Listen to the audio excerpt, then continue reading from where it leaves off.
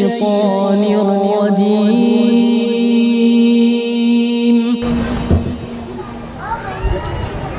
Assalamualaikum warahmatullahi wabarakatuh. Alhamdulillah alladzi hadana li hadza wa ma kunna linahtadiya laula an hadana Allah. Segala puji bagi Allah yang telah memberikan hidayahnya kepada kita, yang kalau bukan karena petunjuk Allah, tidak mungkin kita bisa merasakan indahnya agama ini. Kita bisa melihat orang-orang yang berjumpa dengan Rasulullah SAW, paman Nabi Abu Lahab dan pamannya Abu Talib, dan tokoh-tokoh di kota Mekah seperti Abu Jahal, Umayyah bin Khalaf, Ubay bin Khalaf. Bagaimana mereka tidak bisa masuk Islam, padahal mereka melihat wahyu itu Tuhan. Mereka memandang mukjizat Rasulullah sallallahu alaihi wasallam. Maka hendaklah kita mensyukuri nikmat hidayah ini dan senantiasa berdoa memohon petunjuk kepada Allah dan tidak berhenti mengatakan ihdinas siratal mustaqim. Allahumma salli wa sallim. Ini ibu-ibu kok rame ini. Ini pengajian khusus buat ibu-ibu. Makanya anak heran bapak-bapak kok ada di sini. Sahih. Ini temanya apa?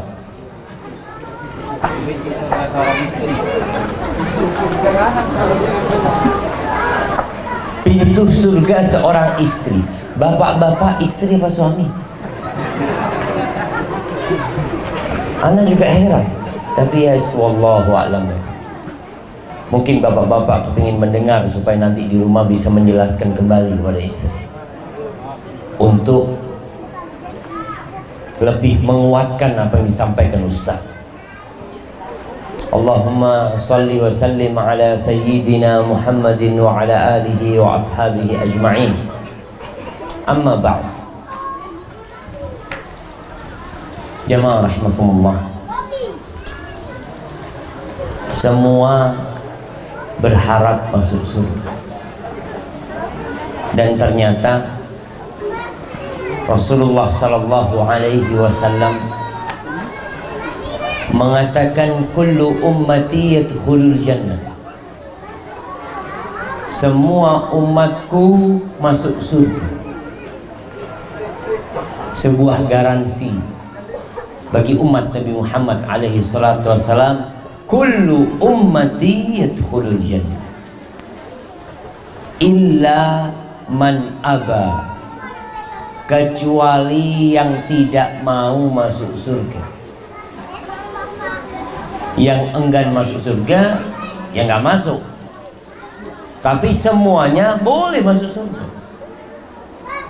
Lalu para sahabat bertanya, karena termasuk sesuatu yang agak mustahil kalau ada orang nggak mau masuk surga. Kalau dibagikan di tempat ini, semua yang datang ke sekolahan ini dapat duit 100 juta. Kira-kira datang semua nggak ya? Semuanya dapat 100 juta kecuali yang nggak mau. Ada yang nggak mau ya, Bang? Maka siapa yang nggak mau? Maka para sahabat bertanya, ya Rasulullah, waman ya'ba, siapa yang nggak mau masuk surga? Luasnya seluas langit dan bumi. Khimar, kerudungnya wanita surga. Di sini kerudungnya ibu-ibu paling mahal berapa harganya? Ibu-ibu, kerudungnya paling mahal berapa harganya? Berapa katanya? 500.000. Tasnya, kalau tasnya.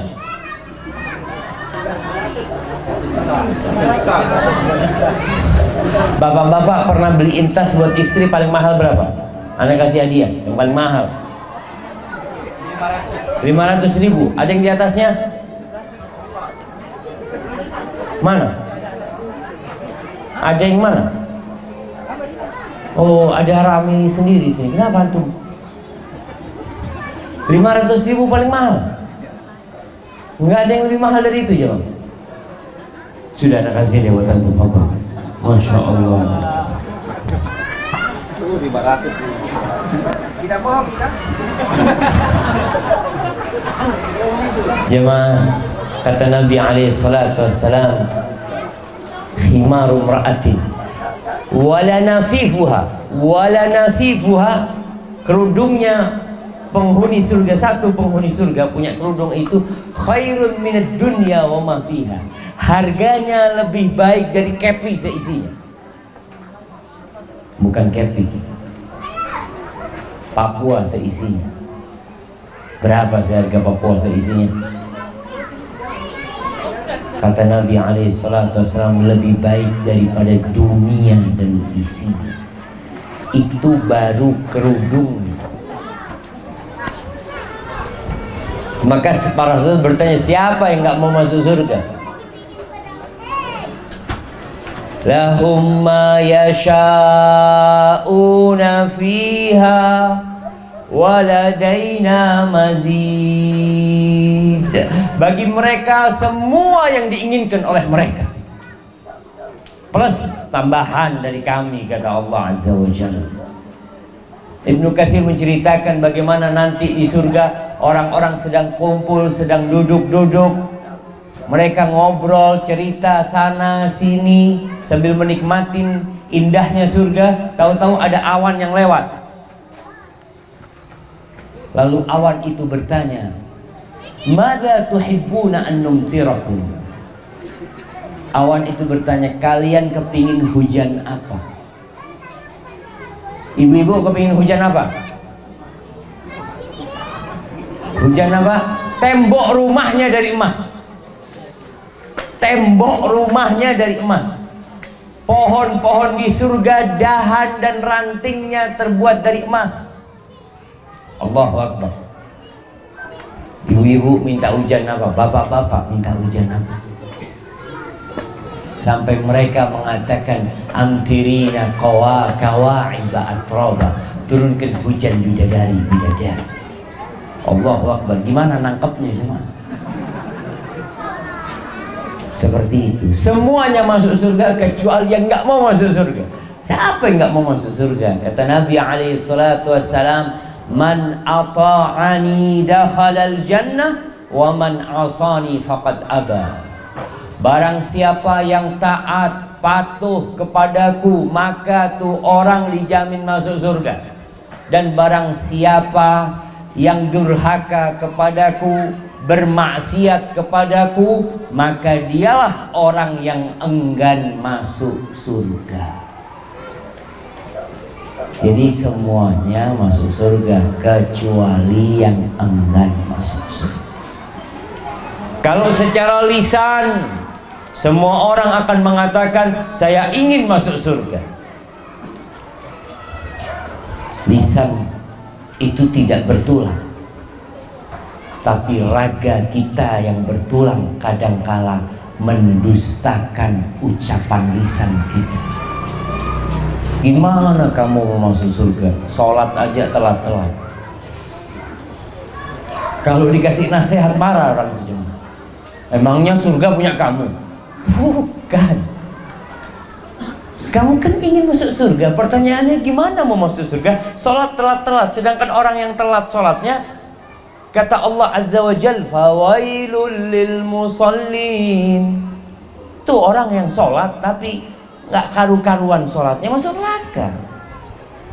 Alladzina hum an salatihim sahun, alladzina hum yura'un. Sholat gak tepat waktu, cepet-cepetan, riak lagi.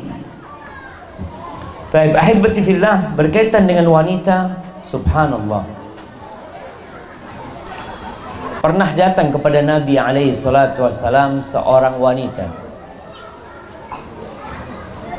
Dia sedang curhat. Ada sesuatu yang ingin dia sampaikan.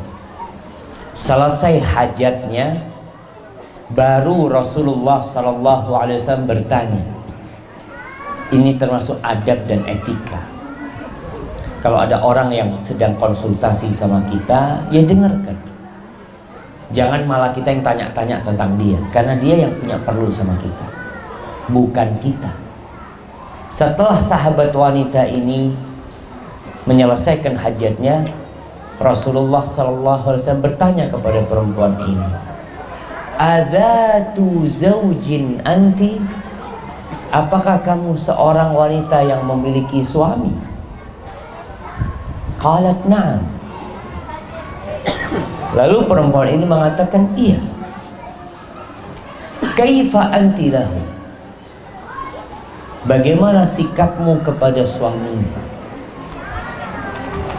Perempuan ini mengatakan, la alu illa ma'ajistu.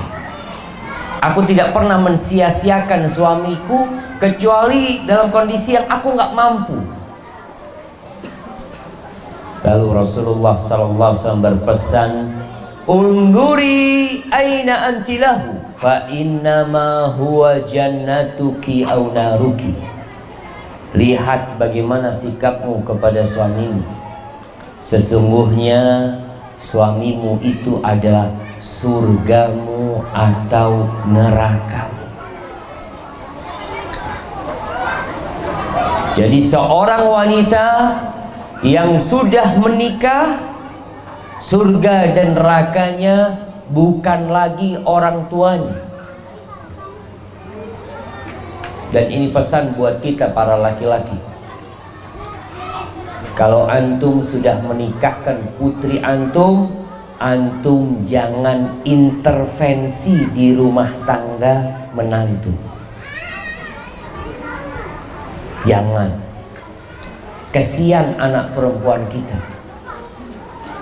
Bagaimana kalau dia berada di dalam rumah suaminya, tapi tetap harus taat sama bapak dan ibunya? Sang suami mengatakan kepada istrinya, nak, kamu jangan keluar rumah ya sore ini, aku nanti mau datang. Bapaknya telepon, nak, kamu habis asar ke rumah ya. Waduh, siapa yang harus ditaati?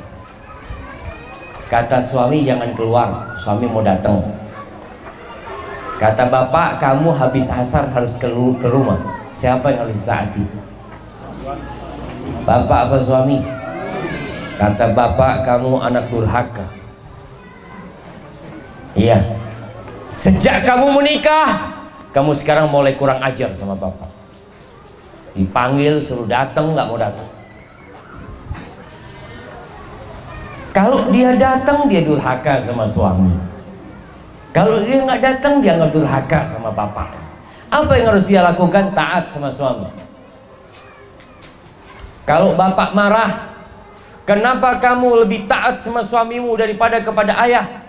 Sampaikan, ayah yang memberikan aku kepada dia. Ayah yang menikahkan aku sama dia. Aku dahulunya milik ayah, tapi ayah melepaskan aku dengan sukarela. Ayah mengatakan pada hari itu, wahai fulan bin fulan, angkahtuka wa zawwajtuka makhtubataka binti. Ayah sebut namaku pada hari itu, dan ayah berikan aku kepada dia, dan dia menerima tanggung jawab itu. Maka tidak ada dualisme kepemimpinan setelah wanita menikah. Yang ada pemimpin adalah suami.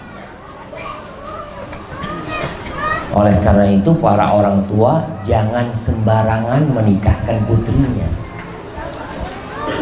Wanita itu makhluk yang lemah. Banyak wanita dibohong-bohongin sama laki-laki. Mudah-mudahan yang ada di sini bukan termasuk yang membohongin wanita. Kadangkala digoda dari jauh, datang tuh perempuan. Kenapa wanita tidak bisa menikah kecuali ada walinya? Kalau laki-laki mau nikah, tafadhol tanpa wali. Tapi wanita harus ada walinya. Seorang wali yang harus benar-benar memperhatikan, apakah lelaki ini pantas untuk menjadi pendamping hidup putriku. Karena jamaah, kalau sekiranya suaminya itu zalim, bisakah seorang ayah memisahkan putrinya? Dia datang kepada suami, sudah aku ceraikan putriku dari dirimu. Bisa bapak ngomong kayak gitu? Tak bisa. Bisakah istri duduk-duduk di rumah melihat suaminya menzalimin dia? Bang, mulai saat ini kamu sudah bukan suamiku. Mungkinkah itu terjadi? Walaupun sang istri mengatakan ucapan itu 1000 kali, tetap dia adalah istri, tidak akan bisa berubah. Terus gimana caranya? Harus gugat cerai, memerlukan proses, belum tentu diterima.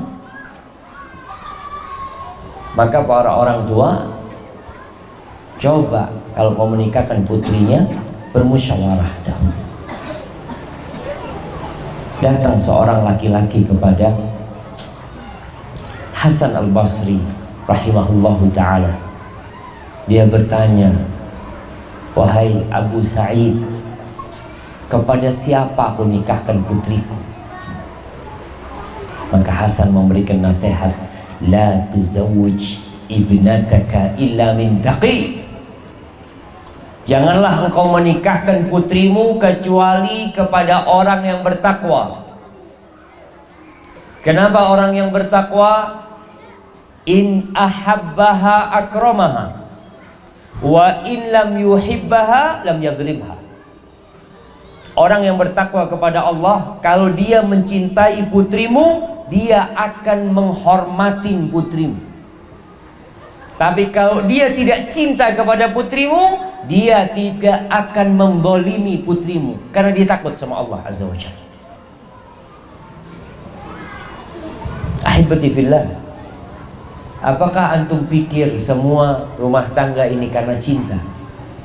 Apakah bapak-bapak masih cinta sama istri? Kadangkala sebagian laki-laki sudah kepingin ganti istri, bu, cuma nggak ngomong sama ibu. Dia itu kalau ketemu sahib-sahibnya, iyalah, yang di rumah udah tua. Subhan. Bapak-bapak betul apa tidak? Oh ya betul. Ibu-ibu dengar. Dan sebagian ibu-ibu itu juga sama, udah bosen sama bapak-bapak. Cuma saya nggak bisa ganti. Sahih. Sampai ada seorang wanita yang masya Allah, ketika suaminya meninggal dunia, datang teman-temannya takziah, sedih mereka, bela sungkawa. Sabar ya, kamu ditinggal suamimu. Sabar apa kata dia? Alhamdulillah sudah mati dia. Capek ngurusin dia dari dulu. Betul. Betul nggak ibu-ibu? Betul juga ibu. Ujian hidup ini, Ustaz. Ujian. Ya udahlah, semoga dengan saya berbakti kepada suami, saya dapat surga. Kalau ada suami yang bakhil, Ustaz, Allahu Akbar, tiap bulan perhitungan. Subhanallah. Perempuan itu suka sama wanita, perempuan itu suka sama laki-laki yang tampan tapi bakhil, atau biasa-biasa aja tapi royal, ibu. Nah, ya, biasa aja tapi royal fulusnya. Nggak perlu tampan-tampan kata dia. Yang penting fulusnya royal. Sahih. Kalau wajahnya tampan, masya Allah, tapi pelit, wallah nggak ada gunanya kata dia. Baik, kita nggak mau bicara tentang bapak-bapak, ibu-ibu, karena temanya pintu surga seorang istri. Pintu surga seorang suami tetap orang tuanya. Bapak ibunya itu pintu surga seorang suami. Tapi pintu surga seorang istri adalah suaminya. Fa innama huwa jannatuki aw naruki. Suamimu surgamu atau neraka. Ana ingin sampaikan kepada ibu-ibu, apa sih yang diinginkan oleh suami dari wanita?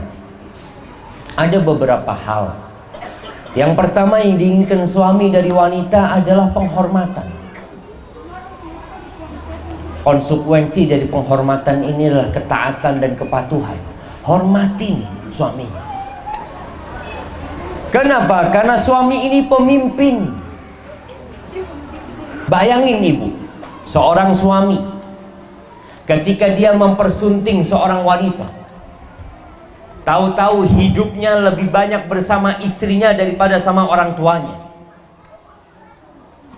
Ibunya yang melahirkan dia, sekarang dia harus memikirkan wanita lain yang ada di dalam rumah. Allah Azza wa Jalla mengatakan ar-rijalu qawwamuna 'alan nisa bima faddalallahu ba'dahum 'ala ba'din wa bima anfaqu min amwalihim. Laki-laki adalah pemimpin bagi kaum wanita. Oleh karena Allah telah melebihkan sebagian mereka, yakni laki-laki dilebihkan atas sebagian wanita. Dan karena suami itu memberikan nafkah kepada istri-istrinya. Fasalihat, siapa sih wanita-wanita yang soleh? Wanita-wanita yang soleha kata Allah, qanitat hafizatun lil ghaib bima hafidallah. Tuh, wanita yang soleha adalah wanita yang taat kepada Allah, dan dia menjaga kehormatan suaminya, menjaga kehormatan dirinya demi suaminya. Dia patuh dan taat kepada suaminya sebagai bentuk ketaatan dia kepada Allah Azza wa Jalla. Rasulullah SAW menjelaskan hal ini lebih dalam lagi. Kata Nabi SAW, "Lau kuntu amiran ahadan an yasjuda li ahadin." Kalau aku boleh memerintahkan seseorang untuk sujud kepada orang lain, untuk sujud li ghairillah, untuk sujud kepada selain Allah, kata beliau alaihi salatu wassalam, la amartul mar'ata an tasjuda li zawjiha. Pasti aku perintahkan seorang istri sujud kepada suaminya.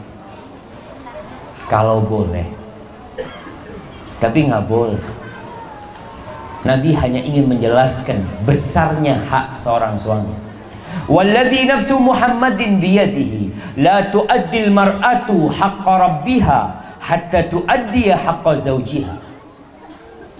Demi yang jiwa Muhammad berada di tangannya, demi Allah, kata Nabi alaihi salatu wassalam, seorang wanita tidak akan dikatakan menunaikan hak Allah sebelum dia menunaikan hak suaminya. Ini sebuah keterikatan yang begitu dahsyat. Makanya kalau wanita sholat 5 waktu, taat sama Allah, tapi durhaka sama suaminya, susah berharap masuk surga. Hak Allah harus dibarengin dengan hak suami. Masya Allah. Ini padam listrik, tapi mic-nya masih hidup ya. Gak usah bingung kan tuh. Kenapa?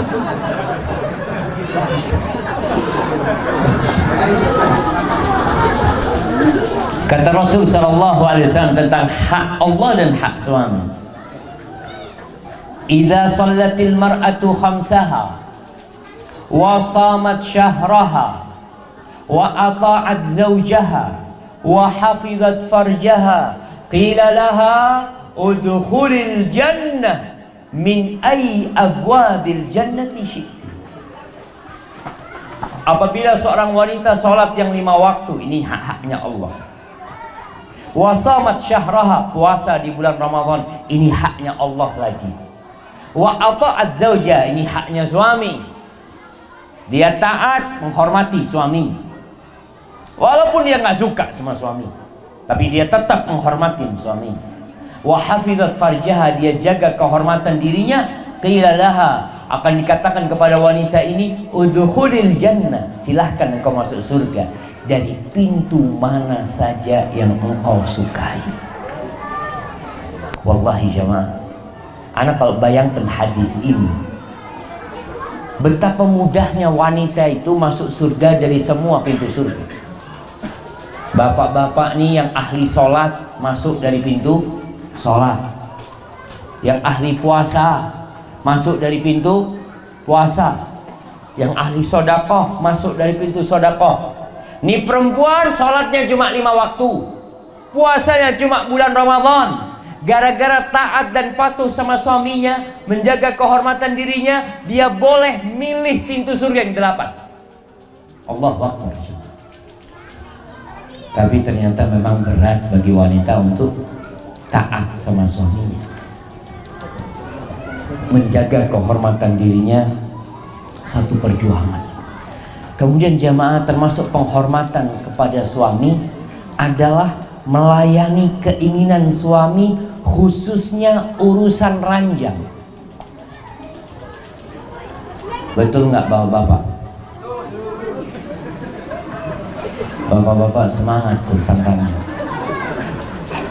Ibu-ibu, banyak suami ini yang menceraikan istrinya atau ribut sama istrinya. Kalau ditanya macem-macem sebabnya, istri kurang seperti ini, kurang seperti itu, padahal masalah intinya masalah ranjang. Tapi dia malu ngomong, dia malu.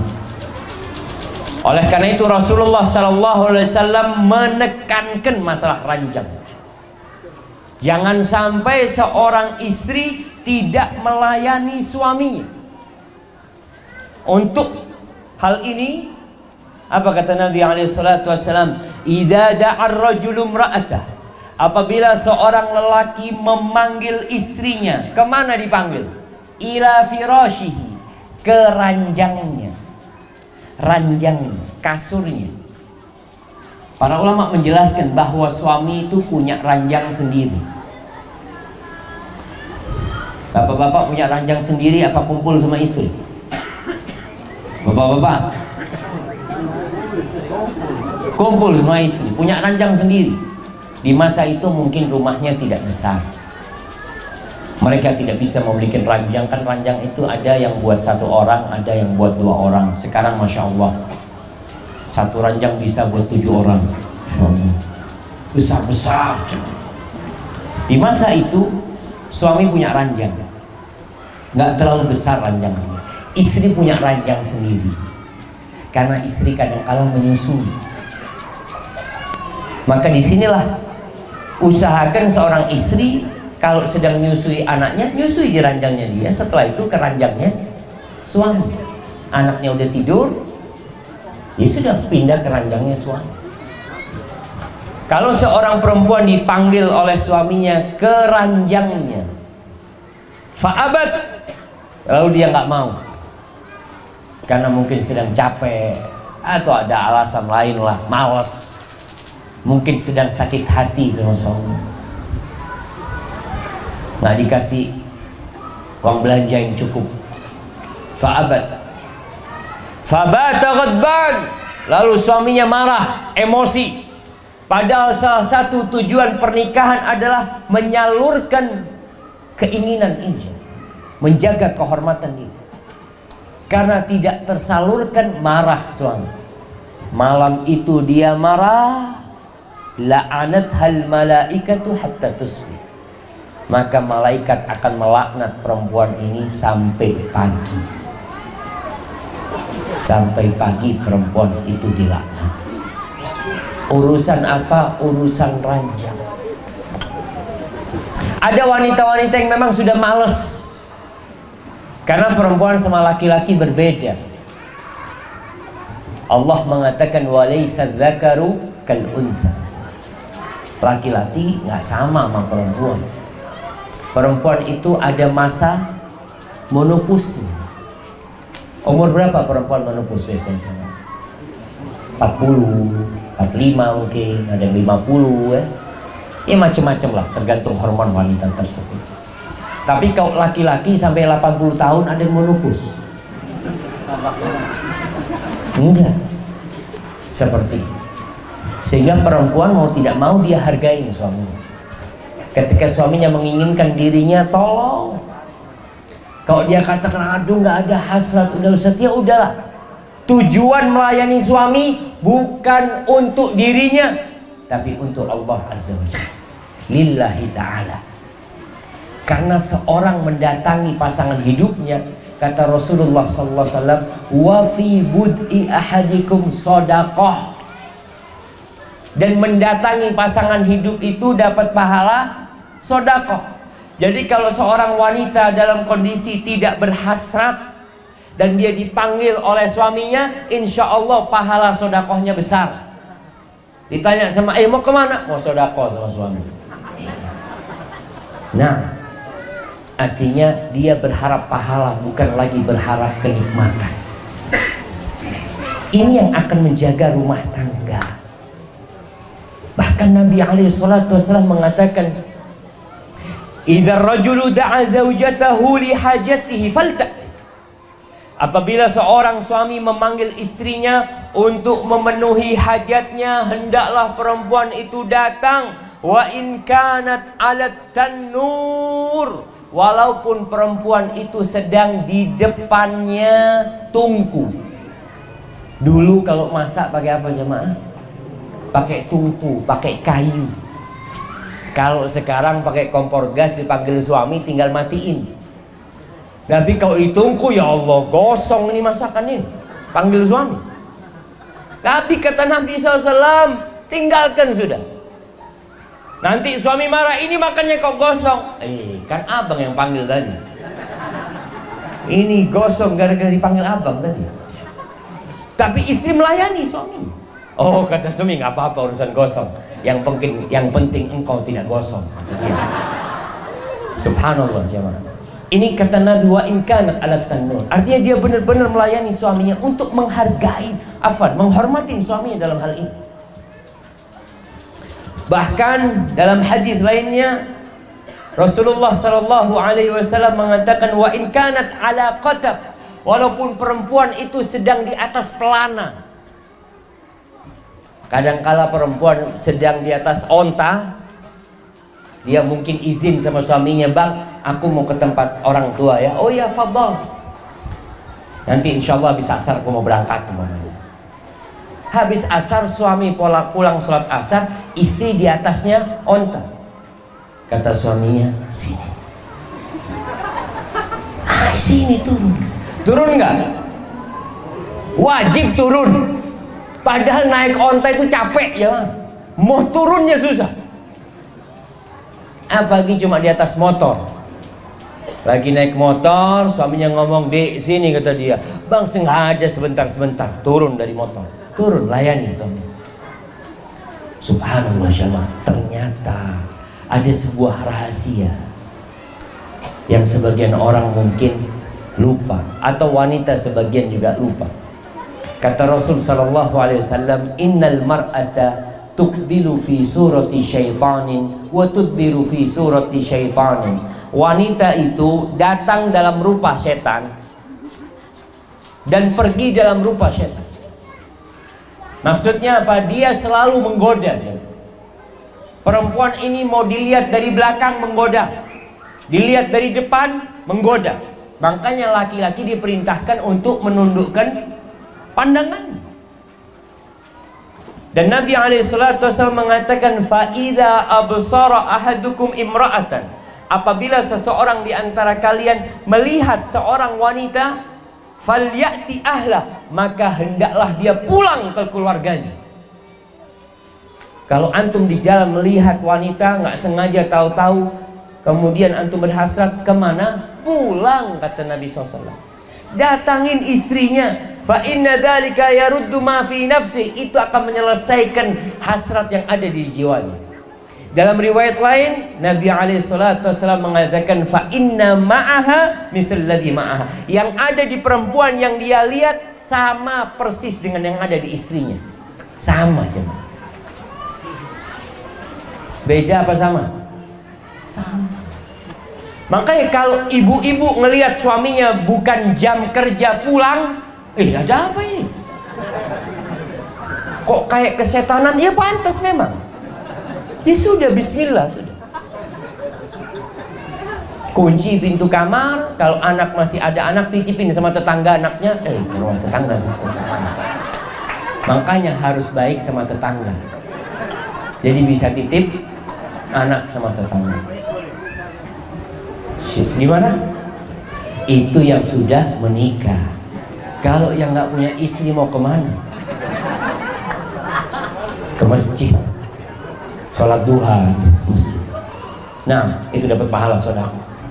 Pernah kejadian seorang hakim di Sudan, ini cerita teman di Sudan.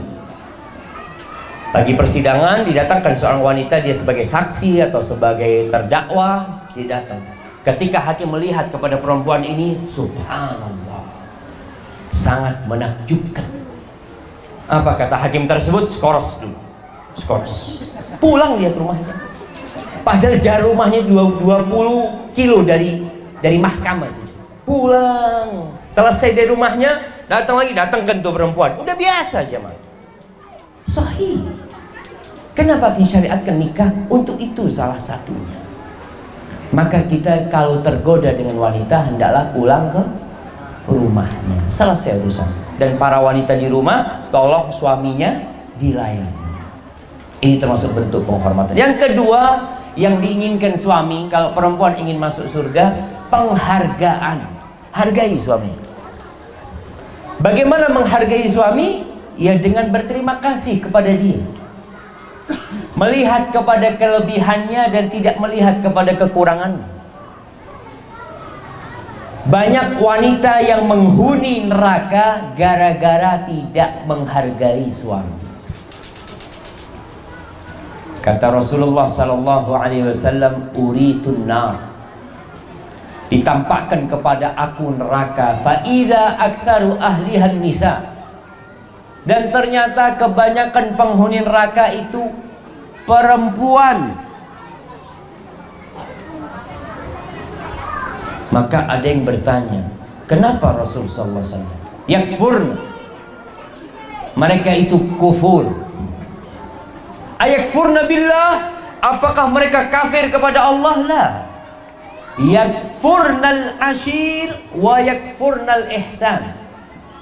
Mereka itu tidak menghargai suaminya, kufur kepada suaminya, tidak menghargai kebaikan-kebaikan suaminya. Lau ahsanta ila ihdahunna dahr, dikata Nabi, kalau kamu berbuat baik kepada istrimu sepanjang tahun, 1 tahun suami berbuat baik terus sama istrinya, thumma ra'at minka syai'an, lalu dia melihat ada satu hal yang menyakiti hati dia, maka istri ini akan mengatakan, ma ra'aitu minka khairan qat, aku tidak pernah melihat engkau berbuat kebaikan sedikit. Mas, kamu tidak pernah menyenangkan hatiku. Saya nggak pernah bahagia hidup bersamamu. Ini cuma 1 kesalahan. Gimana kalau 7 kesalahan? Maka para wanita hendaklah berterima kasih sama suami. Lihatlah kepada kelebihannya. Ya mungkin suami tidak seperti suami tetangga, engkau syukuri. Cara mensyukuri nikmat suami ini, hendaklah kita melihat kepada yang di bawah. Ya Allah, alhamdulillah suamiku tidak mukul. Walaupun dia bakhil, tapi dia nggak pernah mukul. Fulana subhanallah, suaminya kaya raya, royal, tapi suka menzalimin istrinya. Maka lihatlah kepada kelebihan suami. Kalau kita lihat bentuk penghargaan kepada suami, istri itu nggak boleh puasa sunnah kecuali izin sama suami. Nggak boleh. Mau suaminya mungkin ya tidak terlalu baik, tapi suaminya ngomong, dek kau jangan puasa sunnah, kau ada perlu sama kau, ya udah nggak boleh puasa sunnah. Yang ketiga yang diinginkan suami adalah pendampingan. Nih kalau ingin masuk surga, dampingi suaminya dalam semua kondisi. Ada wanita-wanita yang siap mendampingi suaminya ketika sukses, tapi suaminya gagal, bangkrut, ditipu orang, ditinggal sama dia. Ada apa nggak ada? Ya nggak banyak lah. Maka dampingi suaminya. Lihat Khadijah radhiyallahu taala anha, bagaimana mendampingi Rasulullah sallallahu alaihi wasallam. Khadijah ini hidup senang bersama Nabi alaihi salatu wasallam berapa tahun jemaah? Siapa yang tahu? Berapa tahun hidup senang, kemudian hidupnya setelah itu berubah menjadi pengorbanan dan perjuangan. Angkat tangan yang mau jawab. Jemaah yang mau jawab angkat tangan. Ya, 15 tahun. Dari umur berapa ke umur berapa? Dari umur Nabi 25 sampai umur 40 tahun. Sahih jemaah. Betul. Alhamdulillah dia, Masya Allah. 15 tahun. Setelah Nabi SAW dapat wahyu, berubah hidupnya. Suaminya dicaci maki orang, dihina orang, mau dibunuh sama orang, disiksa orang, diboikot. Bayangkan Rasul SAW pernah diboikot selama 3 tahun di Syekh Abi Thalib, sampai makan daun-daunan. Itu Khadijah tidak termasuk dalam orang-orang yang diboikot, karena dia dari suku yang lain. Yang diboikot itu dari Bani Hashim. Khadijah tidak masuk, tapi Khadijah tetap masuk bersama suaminya. Dia dampingi suaminya dalam kondisi susah, bukan hanya dalam kondisi suka. Maka ini yang diperlukan kalau ingin masuk surga. Jangan mau senang. Tapi memang wanita ini tergantung kenapa dia memilih suaminya. Kalau dia menikah karena kekayaan suaminya, kalau suaminya bangkrut, selesai saja. Dia akan memilih laki-laki lain, karena dia memang niatnya nikah hanya karena kekayaan. Maka dampingi suaminya. Pulang dari tempat kerja, capek suaminya, jangan ditanya dari mana. Bapak-bapak suka nggak kalau ditanya sama suaminya dari mana? Suka apa enggak? Tidak suka ibu-ibu. Bapak-bapak itu suka ke warung, karena kalau di warung nggak pernah ditanya dari mana. Kalau masuk warung ditanya apa? Mau apa aja mah. Makanya ibu-ibu mulai saat ini kalau suaminya datang ke rumah, jangan ditanya dari mana, ditanya mau apa. Allahu Akbar. Itu suami kalau masuk rumah ditanya mau apa, dia bingung. Ini masuk rumah apa warung? Oh, ternyata rumah dia. Subhanallah. Sudah berubah jadi warung rumahnya. Alhamdulillah. Maka tolong ibu-ibu, suami datang jangan ditanya dari mana. Mungkin wajahnya sedang cemberut ya, nampak dari wajahnya dia sedang tidak berbahagia. Jangan ditanya kenapa, jangan ditanya. Khadijah radhiyallahu taala anha ketika Rasulullah sallallahu alaihi wasallam turun dari Gua Hira, pulang ke rumahnya dalam kondisi ketakutan, sama sekali Khadijah nggak tanya. Tapi Khadijah bertugas untuk mendampingi suaminya, ditenangkan suaminya, minta selimut dikasih selimut, mungkin dikasih minuman, ditunggu sampai suaminya yang bercerita. Maka ini bentuk pendampingan yang sangat dahsyat buat seorang yang ingin masuk surga. Dampingi suaminya, sambut suaminya. Kemudian kalau makan, jangan ditinggal suaminya. Lihat bagaimana Rasulullah SAW kalau makan berduaan sama Aisyah, sama istrinya yang lain sama berduaan. Jangan sampai seorang istri ngasih makan suami di meja makan terus ditinggal. Ada seorang laki-laki yang subhanallah jemaah, dia lagi waktunya makan, istrinya nyiapkan makan semuanya, terus istrinya mau nonton sinetron, ditinggal suaminya. Kata suaminya, sini, mari, kata dia, dengan bahasa kampung. Saya ini bukan kucing, kasih makan terus ditinggal. Yang dikasih makan ditinggal siapa? Kucing. Kalau ngasih makan suami, didampingin walaupun engkau sedang puasa. Walaupun engkau sedang tidak ingin makan, duduk di samping suami, ambilkan sesuatu buat suami. Masya Allah. Suami minum dari air, bisa dipinjam gelas, jangan ambil gelas baru. Maka usahakan di rumah itu, antum lihat kalau kemanten baru ini, pengantin baru ini biasanya suap-suapan, jemaah. Masya Allah. Sampai berapa tahun kayak gitu, jemaah? Hah? 2 bulan, 3 hari kayaknya, jemaah. Subhanallah, Rasul SAW sampai tua, alaihi salatu wassalam. Beliau itu kalau makan, nanti dagingnya dikasihkan Aisyah. Aisyah makan, diambil dagingnya, beliau gigit di tempat Aisyah menggigit. Minum, subhanallah. Ana izin minum, jemaah. Alhamdulillah. Ketika Aisyah minum dari gelas sama Nabi SAW, diambil itu gelas, beliau meletakkan mulutnya di tempat Aisyah meletakkan mulutnya. Sampai seperti itu. Jadi dalam kondisi pendampingan ini, tolong didampingi. Sampai mandi pun didampingi suami. Bagaimana Aisyah mendampingi Rasulullah SAW mandi? Kuntu aghtasilu, kata Aisyah, ana wa Rasulullah SAW min ina'in wahidin. Aku dulu mandi sama Nabi SAW dari satu wadah air, dari satu timba. Kemudian antara aku sama dia cuma ada satu gayungnya. Rebutan itu gayung Aisyah sama Nabi SAW.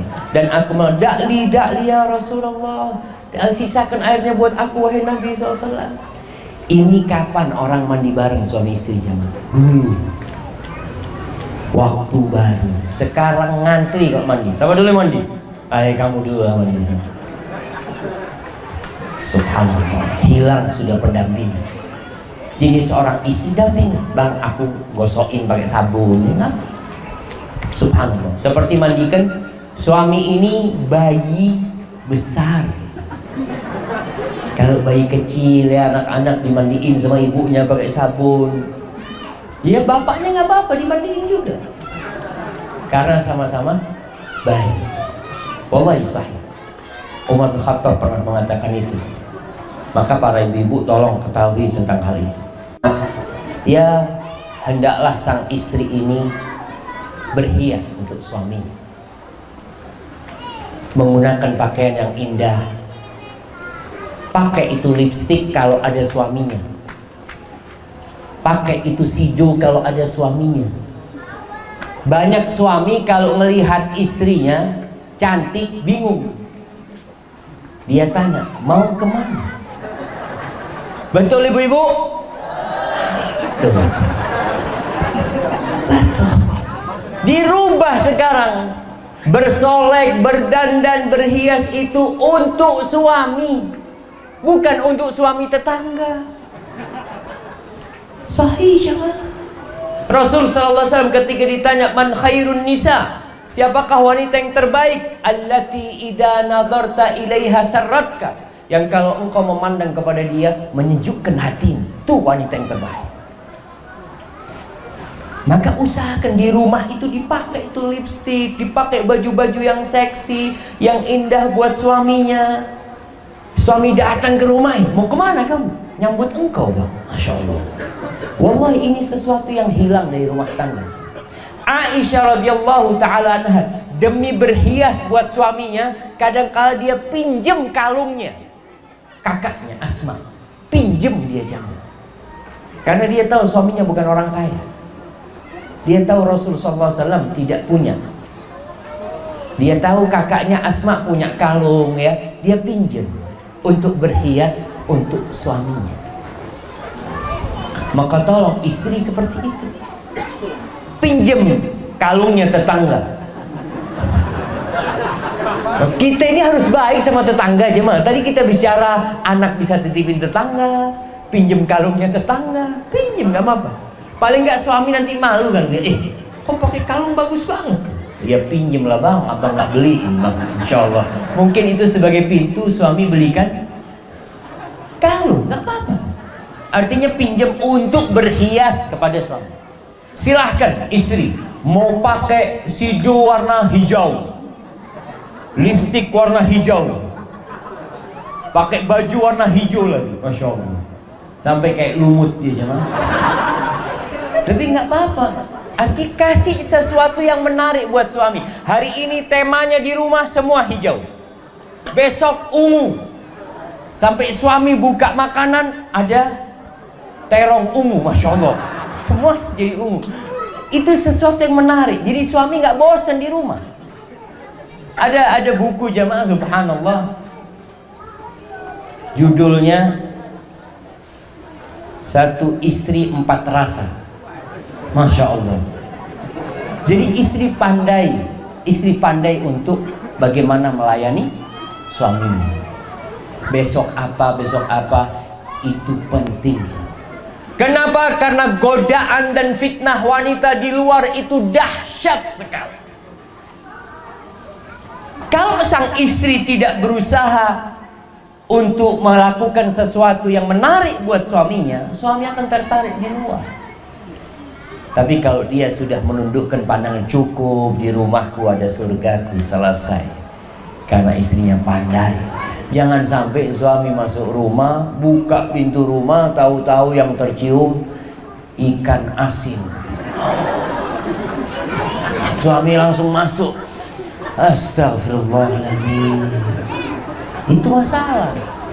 Tapi masuk rumah yang tercium gahru. Ini di Kepi banyak gahru ya. Tapi nggak pernah dihidupin di rumahnya, dijual. Sekali-kali dihidupin di rumahnya, dibakar tuh gahru. Tapi jangan yang mahal-mahal, suami malah marah gitu. Ini gahru yang harga berapa dibakar? Ribut sama suami. Ada, tapi bikin rumah itu wangi, menarik. Jangan, subhanallah.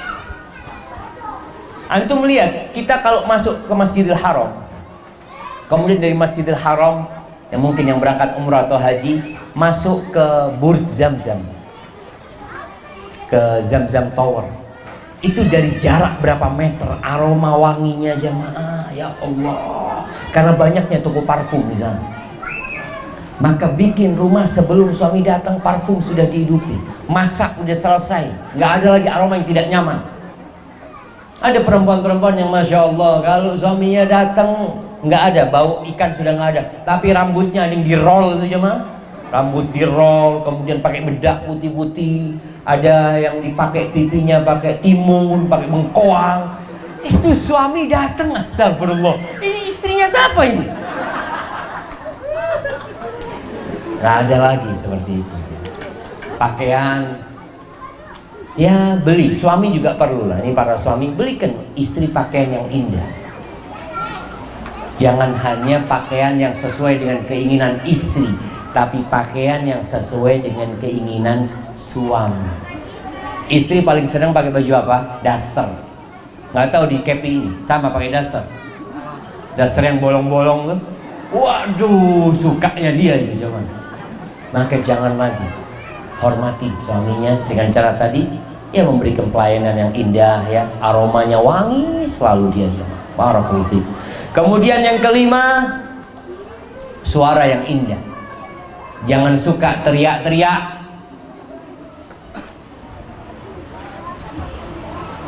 Perempuan itu dilarang berlemah lembut kalau ngomong sama orang asing. Kalau ngomong sama orang lain, perempuan itu harus tegas. Nggak boleh dia tarik-tarik omongannya, nggak boleh. Tapi kalau sama suaminya, suami suka dengan yang kayak gitu. Kalau ngomong penuh dengan rayuan, ya ini itu. Padahal sebenarnya istri juga mungkin bosan sama suaminya, tapi ya gimana? Sudahlah. Allah berfirman di surat Al-Ahzab ayat 32, "Fala takhda'na bil qaul." Maka janganlah kamu para wanita melembutkan suara dalam berbicara kepada lelaki asing, kepada orang lain. Fayatma'alladzi fi qalbihi marad. Ternyata omongan yang lembut dari seorang wanita itu bisa membangkitkan gairah dari orang yang hatinya berpenyakit. Ada laki-laki hidung belang gara-gara omonganmu, maka tolong perempuan kalau ngomong sama suaminya yang lembut, kalau ngomong sama orang lain yang tegas. Kalau sedang telepon, sudah sama laki-laki mamanya ada perlu yang tegas. Belanja nih perempuan nih, kalau belanja biasanya merayu. Boleh dia menawar tapi tidak dengan melemah lembutkan suaranya. Ayolah mas, nggak ada kayak gitu. Ayolah mas, turunin harganya. Boh, yang tegas ya Ustaz, kalau kayak gitu nggak diturun, nggak apa-apa. Yang penting saya menjaga kehormatan suami. Tolong dijaga. Fala takhdha'na bil qaul.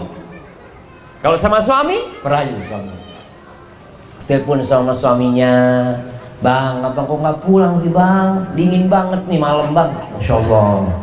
Itu suami langsung bismillah naik pesawat. Ketika sang istri ini pandai mengolah kata, intonasi ucapannya indah, itu suami suka. Dan Allah melarang wanita melakukan itu kepada laki-laki lain, kepada istri suami berarti dianjurkan jangan. Itu khusus buat suami. Kemudian yang keenam, wanita ini hendaklah memberikan dukungan dan motivasi buat suaminya. Bukan hanya pendampingan, tapi ada dukungan dari suaminya. Kita lihat bagaimana istri-istri Nabi Muhammad SAW, bagaimana Ummu Salamah mendukung suaminya. Dia kasih saran kepada suaminya, kasih masukan kepada suaminya tanpa menggurui. Ketika suaminya mau buka usaha umpamanya, dia lihat kayaknya usahanya ini kurang prospek, tapi katakan bang, cobalah abang musyawarah. Tapi kalau anak lihat kayaknya kurang prospek, tapi anak ikut abang. Kalau abang ingin usaha itu, jangan nanti suaminya gagal diketawain sama istri. Udah dikasih tahu nggak dengerin. Nggak seperti itu. Istri ini tugasnya. Kemudian yang ketujuh, jaga kehormatan diri. Jangan suka keluar rumah wanita. Jangan. Allah mengatakan waqarna fi buyutikunna. Kalian para wanita menetaplah di rumah kalian. Kalau harus keluar, wala tabarrajna tabarrujal jahiliyatil ula. Kalau harus keluar, jangan bersolek seperti orang jahiliyah. Nih tadi pagi kita bicara tentang jilbab. Orang Arab itu asalnya nggak pakai jilbab. Hukum asalnya, tradisi orang Arab, budaya orang Arab tidak berjilbab. Mereka biasa pakai pakaian yang setengah dadanya nampak wanita-wanita. Rambutnya disanggul sama mereka. Belahan dada, belahan punggung, pakaian mereka transparan. Itu tradisi jahiliyah, orang Arab jahiliyah kayak gitu. Kapan mereka berubah? Ketika Islam datang mereka jadi baik. Islam datang merubah. Maka jagalah kehormatan diri wanita. Tidak keluar kecuali ada perlunya, dan tidak memasukkan laki-laki ke dalam rumahnya kecuali dengan izin suami. Kalau memang ada perlunya diizinkan suami masuk, dan janganlah dia berkholwat berduaan dengan laki-laki yang bukan mahram. Sekarang kita hidup di era digital, dunia medsos. Banyak wanita-wanita yang tidak menjaga kehormatan dirinya. Dia masih berhubungan dengan mantan pacarnya dulu. Apalagi ada grup-grup sekolahan. Ini apa istilahnya jemaah? Reuni. Ada grup sekolahan tahun lulusan tahun sekian, tolong dijaga. Berapa banyak subhanallah jemaah, ada tetangga anak di Jember. Sudah tua jemaah. Itu istrinya meninggalkan suaminya karena ketemu sama mantan pacarnya di reuni. Ditinggal, sudah punya anak, sudah tua. Na'udzubillah. Maka perempuan tetap terfitnah dan laki-laki tetap terfitnah.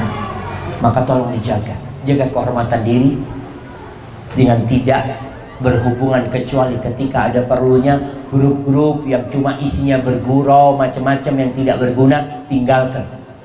Kalau seorang wanita mungkin dimasukkan ke grup di sana, dia tidak mau keluar, oke, nggak keluar, tapi nggak perlu dibuka juga. Sudah, nggak usah dibuka. Untuk menjaga kehormatan suaminya. Karena engkau ketika menikah, engkau jadi milik suami.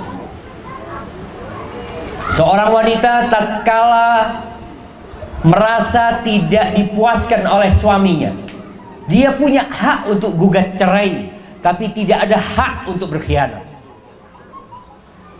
Sebagaimana seorang suami.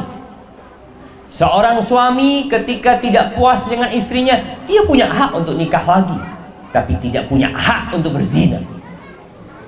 Nggak ada alasan dia berzina karena tidak merasakan di rumahnya kepuasan, nggak ada.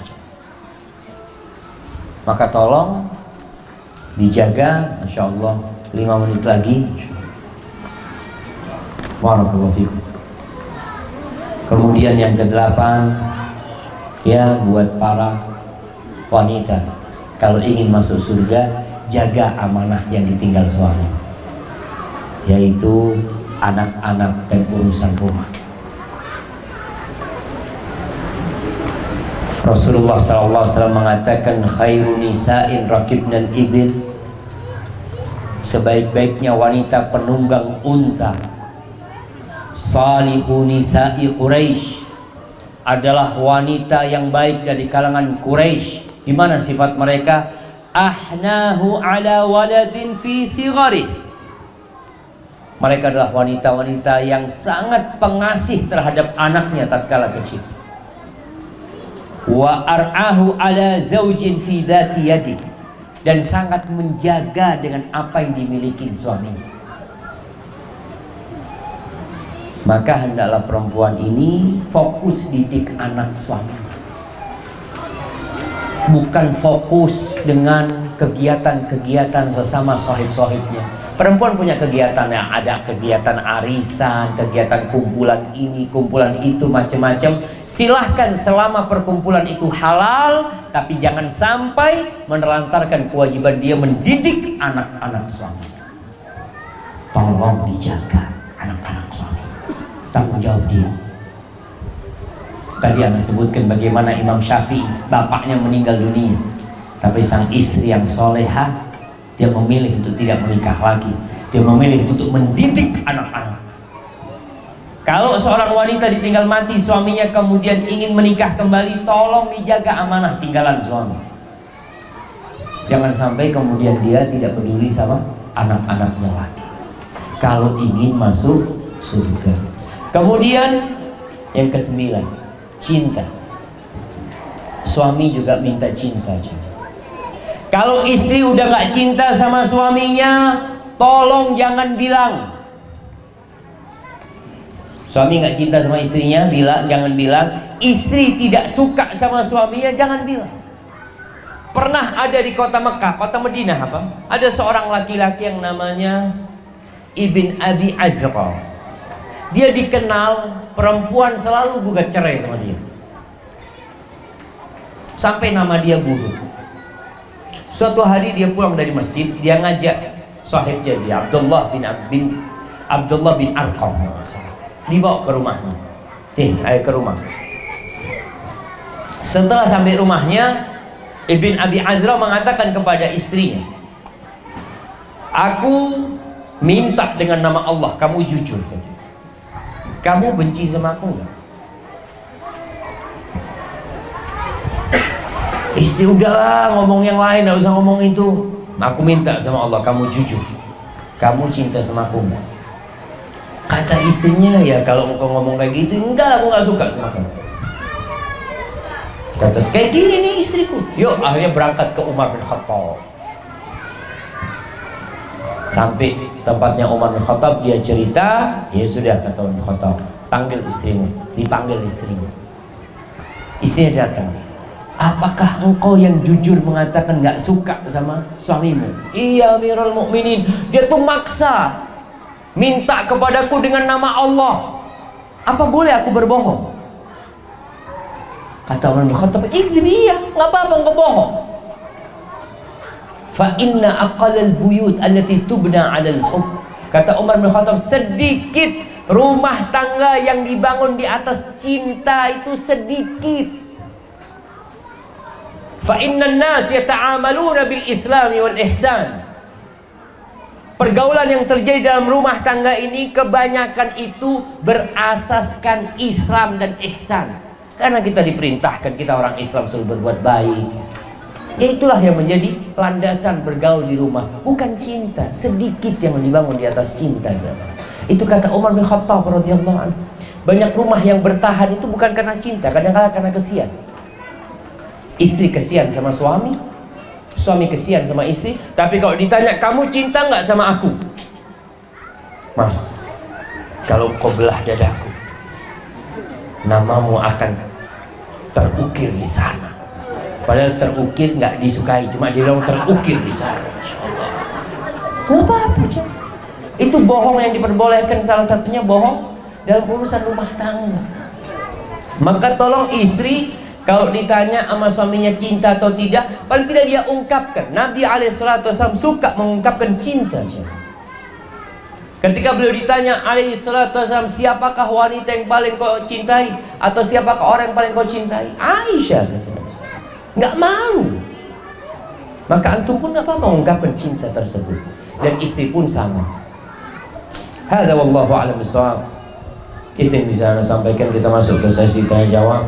Ini pertanyaan dari ibu-ibu semua.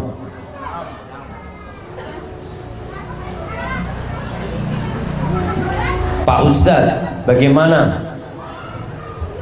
kalau kita sudah meninggal, kita ketemu suami kita yang pertama atau yang kedua? Sementara saya sudah menikah 2 kali. Perempuan itu akan bersama istri dia yang terakhir. Yang terakhir. Oleh karena itu, istri-istri Nabi Muhammad SAW itu nggak boleh menikah lagi. Kebanyakan janda istri Nabi, janda mati. Makanya mereka setelah meninggalnya Rasulullah SAW nggak boleh menikah lagi, karena mereka akan menjadi istri Nabi Muhammad SAW. Seperti itu. Gimana Ustaz kalau anak sebenarnya lebih suka sama suami yang pertama, suami yang keduanya agak zalim dikit lah, kalau seperti itu. Allah akan memberikan yang terbaik buat nanti. Karena di surga itu tidak ada yang dibenci. Fiha ma tashtahihil anfus. Semuanya indah di surga. Assalamualaikum warahmatullahi wabarakatuh. Waalaikumsalam warahmatullahi wabarakatuh. Apa yang dilakukan seorang istri jika suaminya masuk dapur, sedangkan istri sibuk di luar rumah kerja? Apa yang dilakukan seorang istri jika suaminya masuk dapur? Ya nggak apa-apa suami masuk dapur, makanya nggak boleh masuk dapur. Sedangkan istri di luar rumah kerja, mungkin bukan itu maksudnya. Apa? Suami yang masak. Berarti anti harus lebih menghormati suami lagi. Harus lebih menghormati suami. Sejatinya bukan sesuatu yang aib suami masuk dapur, membantu istrinya. Tapi bukan dia yang masakin istri. Tapi kalau ternyata istri yang bekerja dengan kerjaan yang diperbolehkan dalam agama, dan suami menerima kondisi tersebut, ya silahkan. Tapi sang suami ingat, engkau menjadi komandan karena engkau memberikan nafkah kepada istri. Tapi kalau engkau tidak bisa memberikan nafkah karena ada suami yang nggak bisa kerja, atau kerjanya serabutan, atau gaji istri lebih besar daripada gaji dia, tapi kalau istrinya solihah, aman. Seperti Khadijah radhiyallahu taala. Siapa yang kaya? Khadijah radhiyallahu taala. Tapi ketika dia menikah, selesai. Dia tahu komandan dia adalah Nabi Muhammad sallallahu alaihi wasallam. Maka seorang istri tetap harus menghormati dan menghargai suaminya yang dia telah menerima kondisi itu apa adanya, dan suami pun juga menghargai istrinya. Rumah tangga ini saling menghormati dan saling melengkapi. Allah mengatakan Jalla Jalaluh, hunna libasul lakum wa antum libasul lahun. Wanita-wanita itu pakaian buat kalian dan kalian pakaian buat wanita.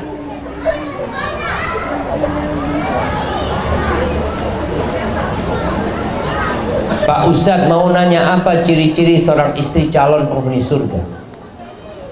Tadi udah kita sebutkan. Dia menjaga sholatnya, menjaga puasanya. Perempuan ini tolong, wanita-wanita ini jangan sampai punya utang sampai mati.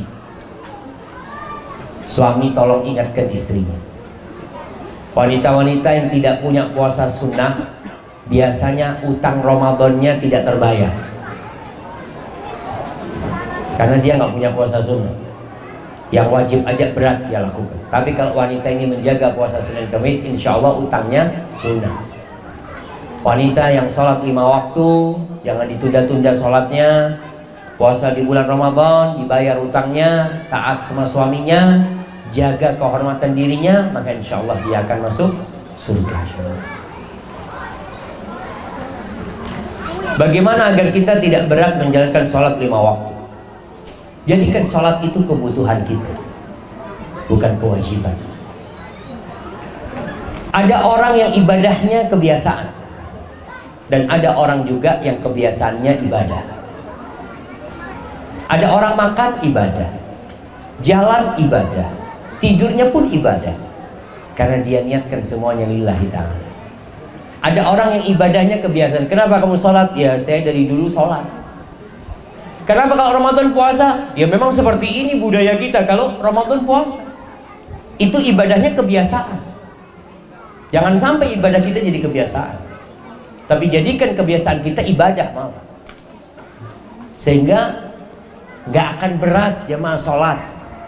Ketika dengar suara azan, ya Allah, Nabi SAW, beliau itu kalau ada masalah kemana larinya? Sholat. Bahkan beliau mengatakan kepada Bilal, "Qum ya Bilal, bangun Bilal." Masya Allah, ini pada terbang semua jemaah. Antum kayaknya duduk di sini aja. Nah,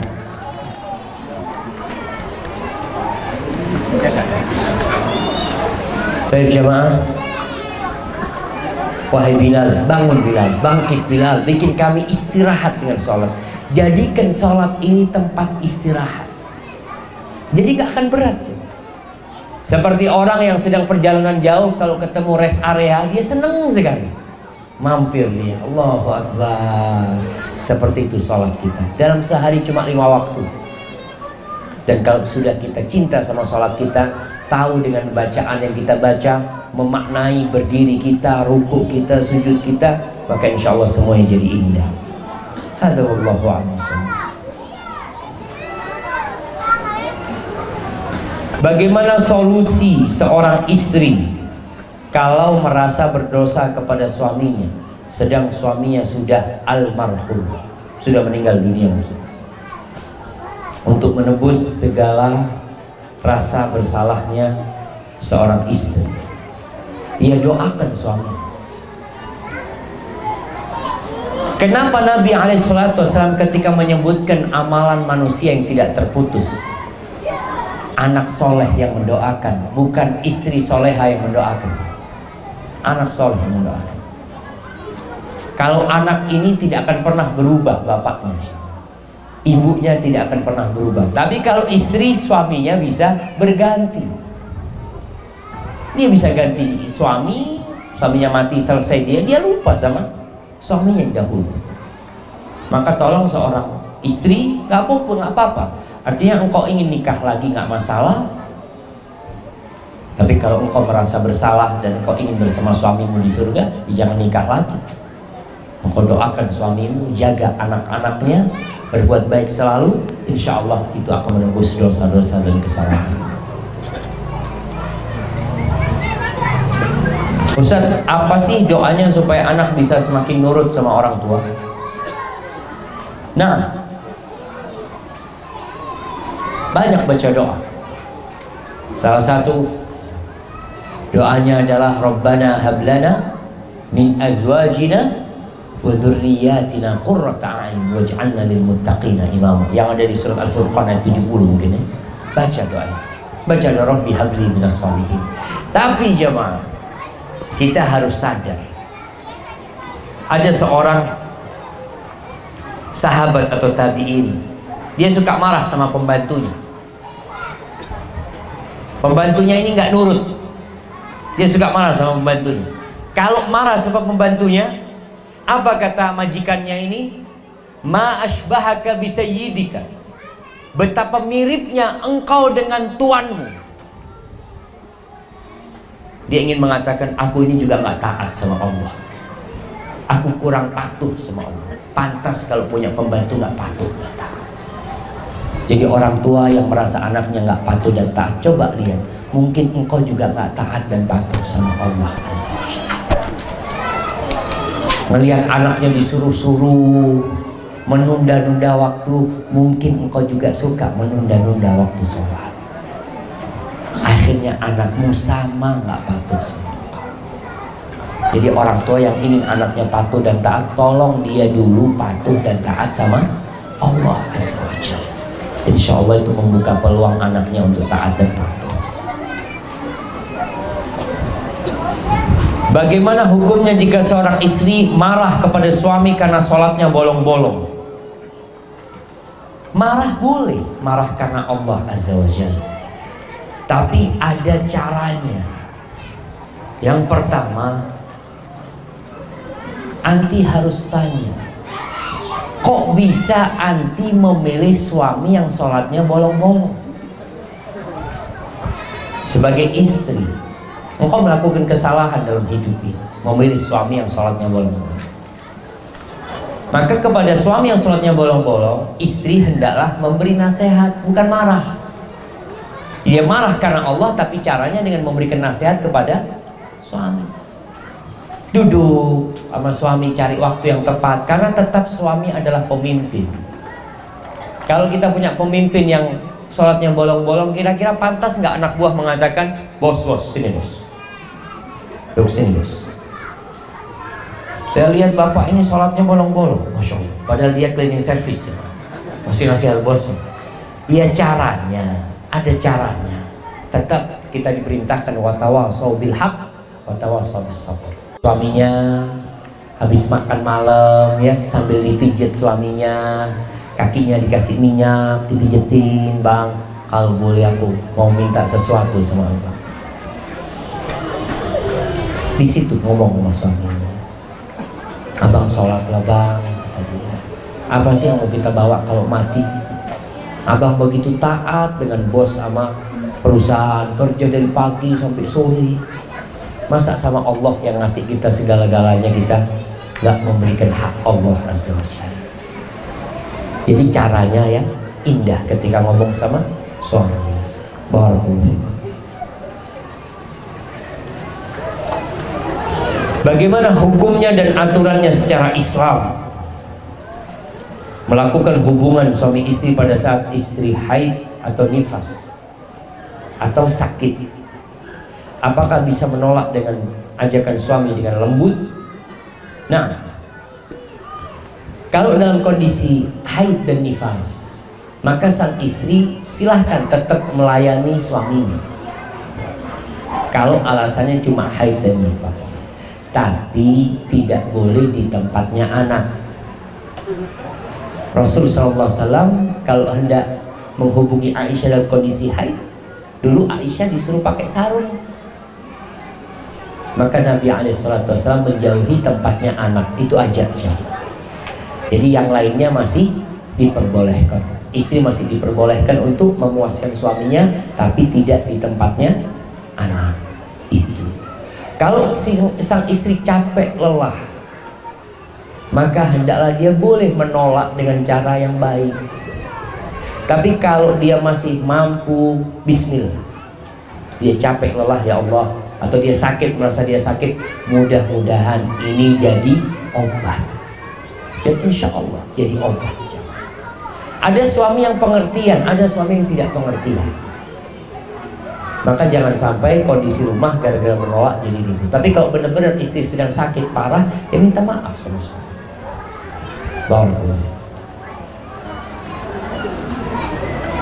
Bolehkah seorang bernyanyi tanpa alat musik? Karena ada yang berpendapat boleh dan tidak boleh. Nasyid artinya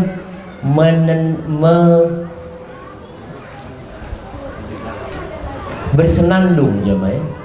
Ada bait-bait syair yang disenandungkan, yang dibaca tanpa alat musik diperbolehkan. Artinya bukan untuk orang gitu loh.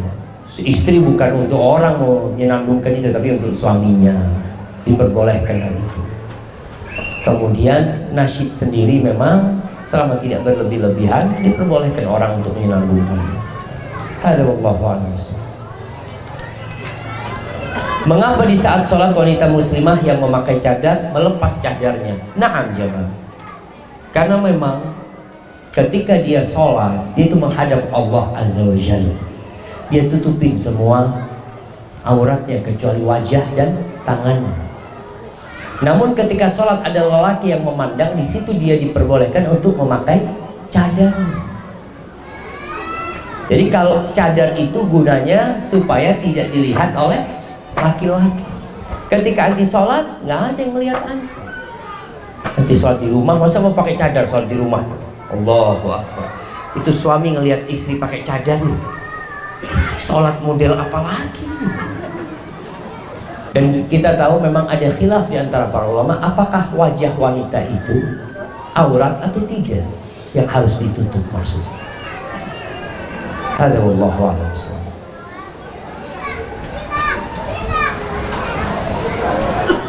Bolehkah seorang yang bercadar memposting fotonya di sosial media? Buat apa?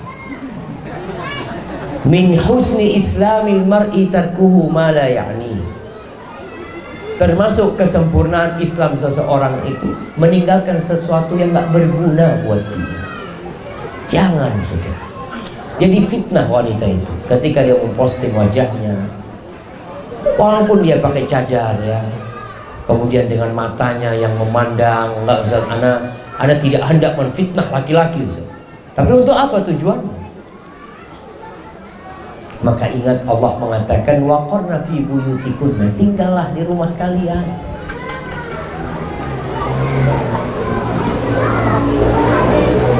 Ustaz, saya mau bertanya, bagaimana hukumnya apabila suami suka menghutangkan uang kepada temannya, tetapi istri tidak ridho karena bayarnya hanya janji-janji? Uangnya uang siapa? Uangnya istri apa uang suami? Kalau uangnya istri, dosa suami meminjamkan uangnya istri tanpa keridhaan dia. Kalau itu uangnya istri. Tapi kalau uangnya suami, ya suka-suka dia. Kalau itu uangnya suami, makanya suami ini tidak harus istrinya tahu dengan uang dia. Para wanita tidak punya hak untuk tahu berapa gaji suami, tapi wanita punya hak nafkah sesuai dengan kemampuan suami. Kalau suami punya pemasukan sebulan umpamanya 10 juta, ibu-ibu minta berapa? Minta berapa? Semua. Gitu kan? Makanya jangan dikasih tahu. Dia minta semua nantinya. Betul. Sedangkan suami ini punya kewajiban selain istrinya. Dia punya kewajiban mungkin memberikan nafkah kepada kedua orang tuanya, memberikan nafkah kepada adik-adiknya yang masih perlu bantuan dia, menyambung silaturahim dengan keluarganya.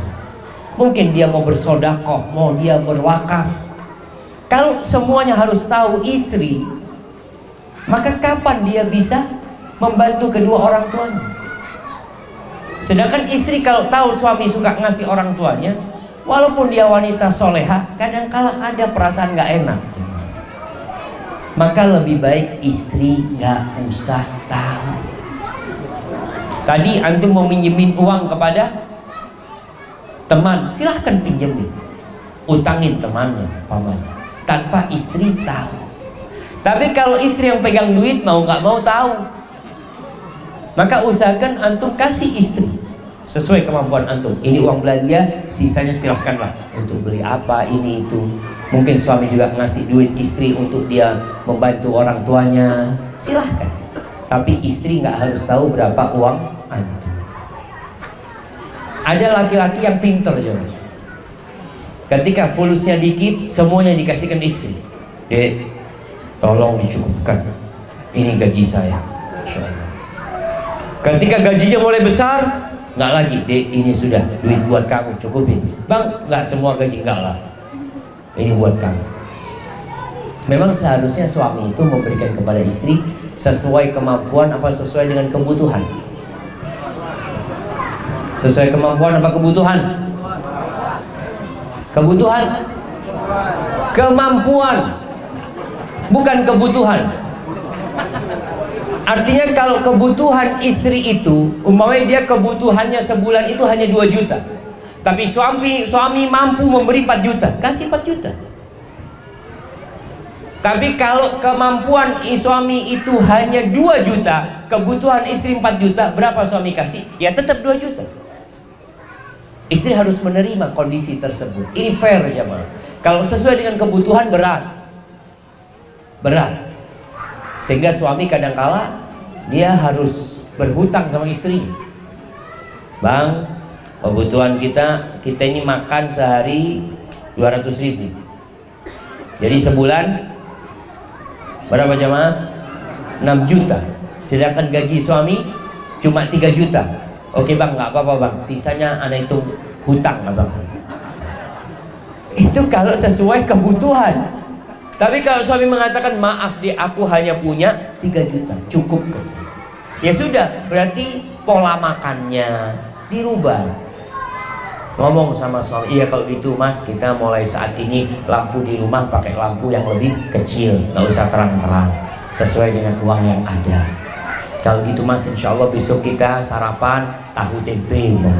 Ya sudah, sesuai dengan kemampuan, bukan kebutuhan. Ustaz, saya mau tanya, berapa lama istri ditinggal suami tanpa nafkah lahir batin baru dikatakan janda? Selama-lamanya tidak akan dikatakan janda. Wanita ini tidak bisa menceraikan dirinya sendiri, jemaah. Makanya perempuan kalau nggak dikasih nafkah sama suaminya punya hak gugat cerai. Dia nggak bisa melepas dirinya, itu nggak bisa dia. Nggak otomatis gitu ya. Kecuali suaminya murtad, langsung pernikahannya rusak. Selesai sudah. Ketika suaminya murtad, selesai. Dia bukan lagi suami. Itu kondisi yang memang rusak pernikahan. Tapi kalau dia tinggal suami, nggak tahu suaminya mati mungkin di hutan sana, mungkin suaminya merantau, kemudian di sana dia menikah lagi, nggak pulang ke KP sini umpamanya. Apakah otomatis perempuan jadi janda? Tidak. Dia harus datang ke hakim, melaporkan kondisi dirinya. Di sini nanti hakim memutuskan kalau dia sudah memulai masa iddahnya. Kalau suaminya dibilang mati, berarti warisannya dibagi. Kalau suaminya ada di sana tapi suaminya nggak mau balik, maka di sini nanti hakim memutuskan, udah kalau gitu engkau khulu, gugat cerai, dan nggak ada warisan kalau gugat cerai itu. Hadza wallahu a'lam bishawab.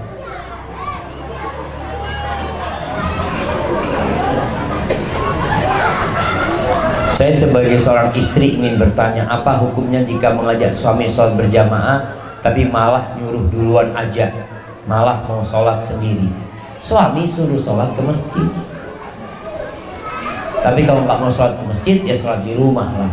Yang penting tetap melaksanakan sholat sambil nanti dimotivasi untuk ke masjid, dikasih motivasi dengan fadilah-fadilah tentang pahala sholat di masjid.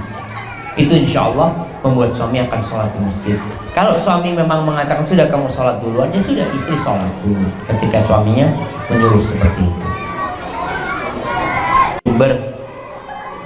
bisa pakai ijazah pondok saja. Karena ada anak perempuan dari MAPI saat ini di SMA Al-Ikhlas di Berwuluan mau ikut ujian nasional susah. Jemaah berkaitan dengan kampus STD Imam Syafi'i Jember, kita ini resmi.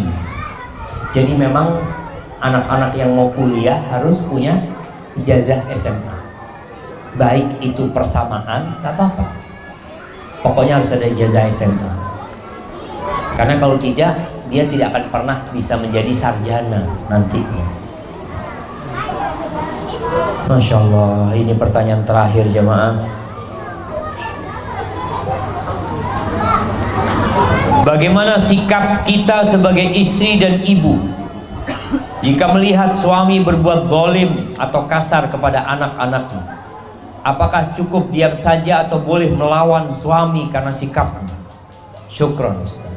Haibatillah, ingat rumah tangga ini tetap ada watawasau bil haq watawasau bis sabr. Kalau dikatakan suami kasar sama anak-anak, ya kadangkala kekasaran suami itu karena karakter. Ada kekasaran suami yang karena masalah di tempat kerjanya yang dibawa-bawa ke rumah. Bagaimana sikap istri? Istri bisa merubah suaminya. Karakter suami bisa dirubah. Bukan bicara melawan, tapi nanti ketika di kamar berdua sama suami, sampaikan kepada suami, "Bang, mohon maaf, minta, aku mohon bang, anak-anak ini kalau dikasarin bukan tambah baik bang, dia tambah gak benar bang. Tapi kalau abang mau duduk sama dia, makan bareng sama dia, ngobrol bareng sama dia, insya Allah bang, anak-anak itu akan taat dan ngobrol sama suami tentang cinta dan kasih sayang." Ketika ada seorang laki-laki yang datang kepada Nabi SAW, dia bertanya, "Atuqabbiluna sibyanakum?" Apakah kalian mencium anak-anak kecil kalian? Kata Nabi, "Nah." Oh, katanya, "Aku punya anak 10, nggak ada yang aku cium." Karena kasar dan kerasnya dia. Kata Nabi SAW, "Amlik inna naza Allah min qalbika rahmah." Ya gimana? Mungkin Allah sudah mencabut rahmat dari hati kamu. Maka ingat, istri coba menumbuhkan kasih sayang di hati suami dengan cara menumbuhkan keimanan. Ajak suaminya ziarah kubur, ngomong sama suami, "Mas, yuk kita lama nggak ziarah kubur, datang ke kubur." Karena ziarah kubur itu termasuk yang melembutkan hati kita. Kemudian membesuk orang yang sakit, ngomong sama suami, "Mas, kita punya sedikit rezeki, yuk kita berangkat ke rumahnya orang yang sedang susah." Itu juga melembutkan hati. Hadza wallahu a'lam bishawab. Itu yang bisa saya sampaikan pada kesempatan kali ini. Apabila benar itu dari Allah Azza wa Jalla, kalau ada yang salah dan kurang berkenan itu dari diri anak pribadi, Allah dan Rasulnya terbebaskan dari kesalahan itu. Sallallahu ala nabiyina Muhammadin wa ala alihi wa sahbihi wasallam. Assalamualaikum warahmatullahi wabarakatuh.